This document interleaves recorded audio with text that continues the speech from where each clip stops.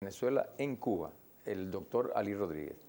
Ali, habíamos dejado una pregunta en el aire con relación a lo que es la faja petrolífera del Orinoco, la mayor reserva de petróleo del mundo. Ante esta situación de bajos precios, ¿qué hacer con esta faja? La faja es sin duda la más grande reserva que tiene Venezuela, además la más grande reserva de hidrocarburos del mundo. ¿Qué hacer?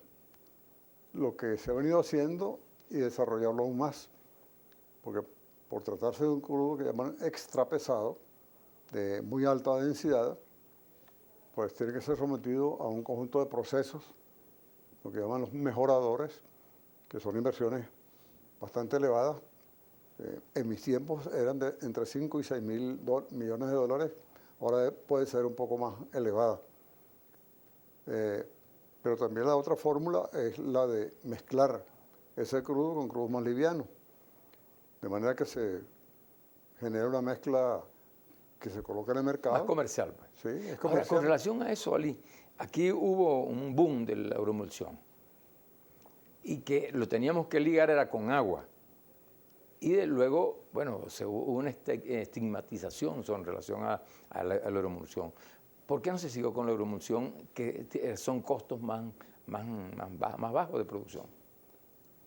La euroemulsión no dio los resultados que se habían predicado. No resultó viable como se pensó en un momento determinado. De manera que se dejó el proyecto y se va más mucho más barata la idea de las mezclas.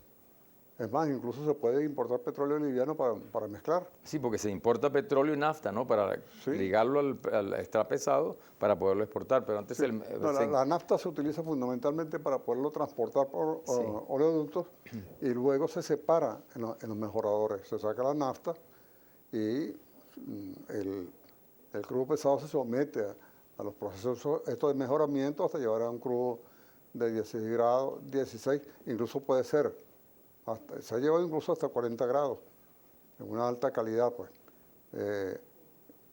Es la mayor reserva y por supuesto lo que tenemos para nosotros como perspectiva es la de desarrollar esa tecnología. El mundo está en permanente desarrollo, el mundo petrolero desarrolla nuevas tecnologías. Bueno, en Canadá se están extrayendo las llamadas arenas bituminosas, sí.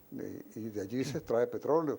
Ahora, nosotros nos hemos visto obligados a hacer alianzas estratégicas con grandes consorcios petroleros del mundo. ¿Eso es beneficioso para el país en este caso? Depende de las condiciones en que se establezca la alianza. Igual que las alianzas políticas, depende si es conveniente para ambas partes o si es inconveniente para nosotros. Ahí no hay que tener prejuicios, sino es un negocio.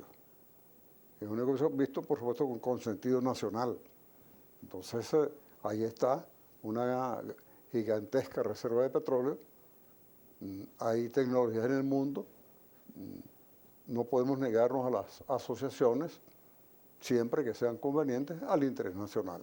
Sí, pudiéramos decir entonces que eso es el principal motivo de la agresión que hay contra el proyecto bolivariano.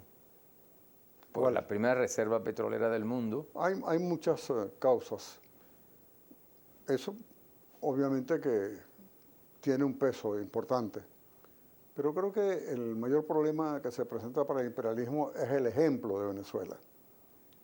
Venezuela demostró con el liderazgo de Hugo Chávez que se podía desarrollar una política independiente de cara al pueblo, de respuesta a los grandes problemas del pueblo, de colocar la economía al servicio del pueblo. Y ese es entre comillas, el mal ejemplo, ¿no?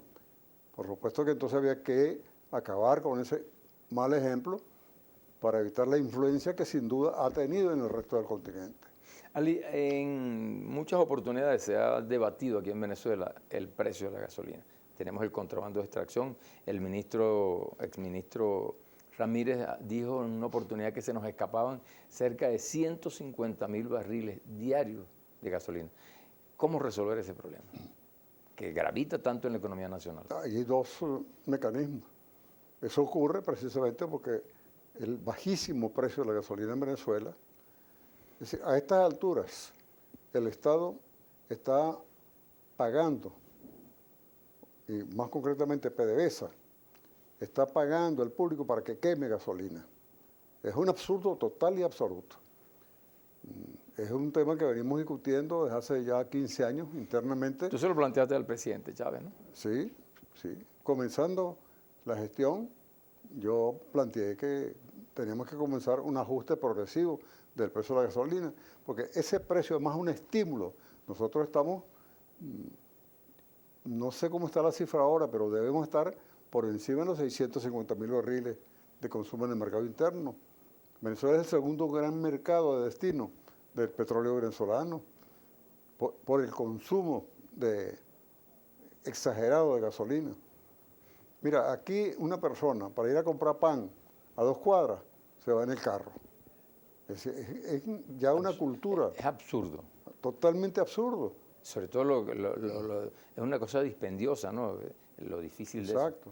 Ahora, ¿tú crees que el cierre de la frontera o mecanismo... Perdona, faltó agregar algo. Nosotros hicimos un estudio y el impacto del incremento del precio de la gasolina tiene un mínimo impacto en los niveles de inflación.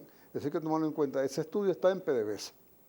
O sea, que hay que retomarlo y aplicarlo, ¿no? Claro, porque además puede haber la viveza esa de que como se incrementó el precio de la gasolina, se va a incrementar el precio del transporte. No, la mayor parte del transporte se hace con diésel, porque es transporte pesado, incluso en el transporte de pasajeros.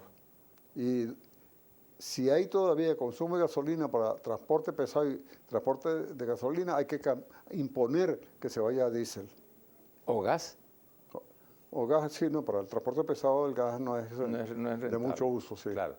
Ahora, en este momento se ha aplicado una cantidad de medidas, digamos, como es el cierre de la frontera, la OLP.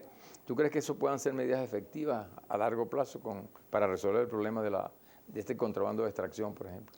La medida más efectiva es el ajuste de los precios internos, pero desde luego que es una obligación del Estado venezolano cuidar sus fronteras, porque el contrabando es una actividad ilegal, es una violación de las normas que establecen el intercambio entre países.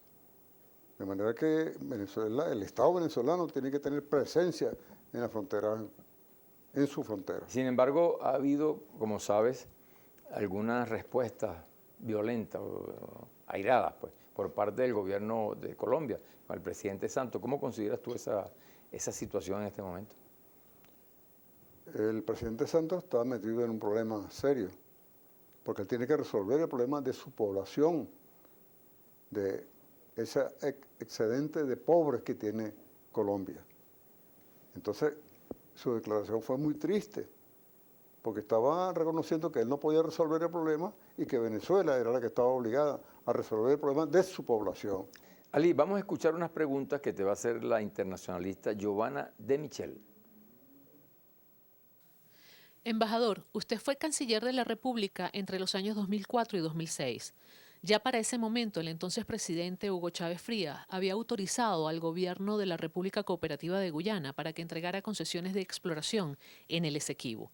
¿Qué ha cambiado de aquel momento a la fecha presente para que Venezuela asuma ahora una posición completamente diferente con relación al tema?